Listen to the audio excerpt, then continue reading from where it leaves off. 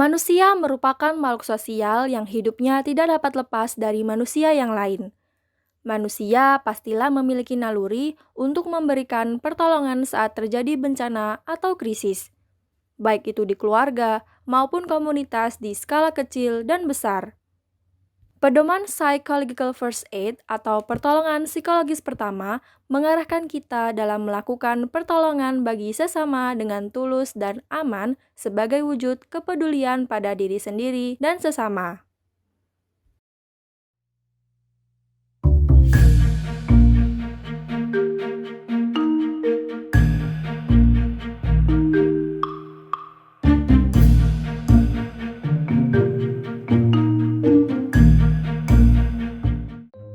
Kak Budi, ayo istirahat dulu.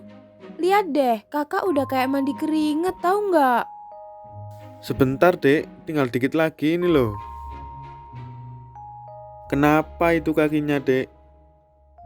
Membersihkan ini belum genap sehari aja, udah terasa capek banget ya kak. Bagaimana ya perasaan ayah sama ibu sudah membangun dan merawat ini semua, tapi dalam sekejap rusak begini. Begitulah dek, kakak juga jadi kepikiran ayah sama ibu. Andai mereka masih ada, pasti mereka akan sedih sekali. Tapi kita harus bersyukur, kandang kita masih belum sempat diisi setelah semua ternaknya terjual. Tetangga kita di atas bukit sana pasti sedang sedih, karena kandang mereka baru diisi sehari sudah disapu air bah sedemikian besar dan mendadak.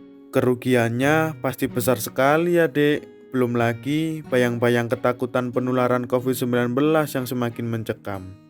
Iya kak, kasihan sekali ya mereka. Alhamdulillah, kita masih beruntung ya kak. Iya dek, betul. Dek, tahu gak perkembangan anak Pak Tono yang sekarang dikarantina di puskesmas? Jadi positif COVID tidak ya?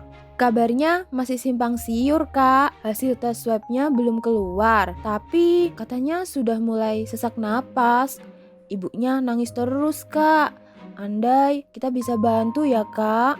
Iya ya dek, apa ya yang bisa kita lakukan untuk membantu keluarga Pak Tono? Masyarakat di sekitar mulai menjauhi keluarga Pak Tono. Warga di desa kita ini juga seolah-olah tidak terjadi apa-apa. Banyak yang masih kesana kemari tanpa memperhatikan protokol kesehatan. Memangnya mereka itu punya nyawa banyak ya kak? Sebel banget, masa kondisi sudah segawat ini kok dibilang kompilasi? Salah, konspirasi. Entahlah dek. Assalamualaikum. Wah, sepertinya serius banget nih. Kalian sedang ngobrolin apa? Waalaikumsalam. Wah, pejuang kemanusiaan tercinta, kapan sampai? Baru saja sampai tadi pagi, Bud. Dan sedih lihat desa kita hancur begini. Bude bilang, Mbak berangkat ke Merapi. Kok tiba-tiba muncul di sini? Apa kabar Mbak Indah? Gimana tugasnya kemarin? Alhamdulillah, kabar Mbak baik-baik saja. Kondisi Merapi juga sudah terkendali, tapi tetap harus waspada. Mbak, kalau aku lihat di TV, tugas relawan rumit banget ya Mbak. Belum lagi saat COVID-19 sekarang ini masih banyak masyarakat yang tidak mengikuti protokol kesehatan. Bagaimana Mbak Indah melalui semua situasi itu selama ini? Apakah ada persiapan khusus Mbak sebelum berangkat bertugas? Sepertinya Mbak Indah kok happy-happy saja. Hehehe. Ya, semuanya pasti perlu persiapan, tapi harus selalu yakin segala sesuatu yang dilakukan dengan hati, sampainya akan ke hati pula. Sebagai pemberi bantuan, relawan harus tetap memperhatikan dan menjaga kesejahteraan fisik maupun psikologisnya. Jaga diri sendiri, sehingga kita dapat memberikan bantuan yang terbaik bagi orang lain. Biasanya persiapan khusus apa saja Mbak yang harus dilakukan? Kayaknya tertarik mau jadi relawan ya Kak? Hehehe, adik mau tahu aja. Gimana Mbak? Ya, kita harus selalu mempertimbangkan persiapan yang terbaik untuk menjadi pemberi bantuan pada kondisi krisis. Upayakan selalu mempelajari tentang situasi krisis itu apa, peran dan tanggung jawab pemberi bantuan itu seperti apa, dan pertimbangkan kesehatan diri kamu sendiri dan masalah pribadi atau keluarga yang dapat menyebabkan stres berat saat kita mengambil peran dalam membantu orang lain. Serta membuat keputusan yang jujur tentang apakah kita siap untuk membantu dalam situasi krisis tertentu dan pada waktu tertentu. Pernah tidak Mbak merasa stres menjadi relawan kemanusiaan? Lalu, apa yang biasanya membuat Mbak Indah merasa stres? Pernah, Dek, terutama di awal-awal bertugas dulu. Sumber utama stres biasanya tekanan yang didapatkan ketika kerja dari hari ke hari, terutama selama krisis. Contoh stres yang berhubungan dengan pekerjaan adalah jam kerja yang panjang, tanggung jawab yang besar, serta pembagian pekerjaan, manajemen, atau komunikasi yang buruk, dan bekerja di area yang tidak aman. Hal tersebut dapat mempengaruhi kondisi kami para pemberi bantuan. Kok bisa begitu ya, Mbak? Jadi gini, sebagai relawan mungkin merasa bertanggung jawab untuk menjamin keselamatan dan perawatan yang baik kepada orang-orang. Relawan mungkin menjadi saksi mata atau bahkan secara langsung mengalami hal-hal yang buruk, seperti kehancuran, cedera, kematian, atau kekerasan. Relawan mungkin juga mendengar cerita rasa sakit dan derita orang lain. Semua pengalaman itu dapat mempengaruhi relawan dan sesama relawan lainnya. Terus, gimana mengatasi stresnya, Mbak? Caranya ya, kita harus pintar mengatur stres kita sendiri. Nah, cara mengaturnya yaitu dengan pertama, memikirkan tentang apa yang telah membantu kita, sehingga kita dapat melakukan pengelolaan stres yang baik dan mengatasi masa lalu. Kedua, cobalah mengatur waktu untuk makan, istirahat, dan bersantai, walaupun dalam waktu yang singkat. Ketiga, cobalah untuk menjaga jam kerja yang sesuai, sehingga kita tidak terlalu lelah. Contohnya, membagi beban kerja kita kepada relawan lain untuk memberi bantuan, serta mengambil waktu istirahat yang tepat. Keempat, orang mungkin memiliki banyak masalah setelah peristiwa krisis. Kita mungkin merasa tidak kompeten dan frustasi ketika kita tidak dapat membantu orang dengan berbagai macam permasalahan. Ingat bahwa kita tidak bertanggung jawab untuk memecahkan semua masalah orang. Lakukan apa yang kita bisa untuk membantu orang dalam membantu diri mereka sendiri. Berusahalah untuk saling memeriksa keadaan pemberi bantuan yang lain. Temukanlah cara untuk saling mendukung satu sama lain.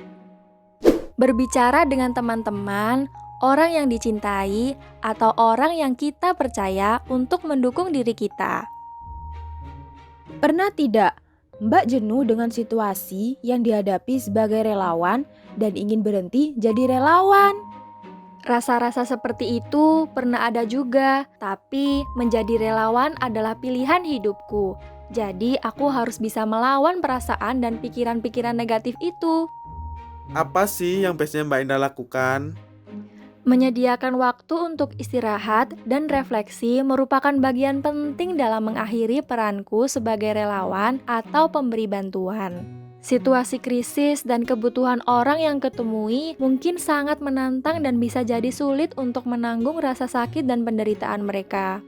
Setelah membantu selama situasi krisis, aku menggunakan waktu kosong yang kumiliki untuk menjalani kehidupanku sehari-hari dan beristirahat. Untuk memulihkan diri Mbak sendiri dari situasi krisis yang telah Mbak lewati, apa yang Mbak Indah lakukan? Proses pemulihan diriku sendiri biasanya aku melakukan beberapa hal seperti menceritakan pengalamanku ketika membantu dalam situasi krisis dengan teman-teman dan orang-orang yang Mbak percayai. Belajar untuk merenungkan dan menerima apa yang telah Mbak lakukan dengan baik, apa yang tidak berjalan dengan baik, dan batas kemampuan yang bisa Mbak lakukan dalam situasi ini. Dan jika memungkinkan, luangkan waktu untuk beristirahat dan bersantai sebelum memulai pekerjaan dan menjalani kehidupan kembali. Itu saja, Mbak. Ya, tentu saja tidak, Bud.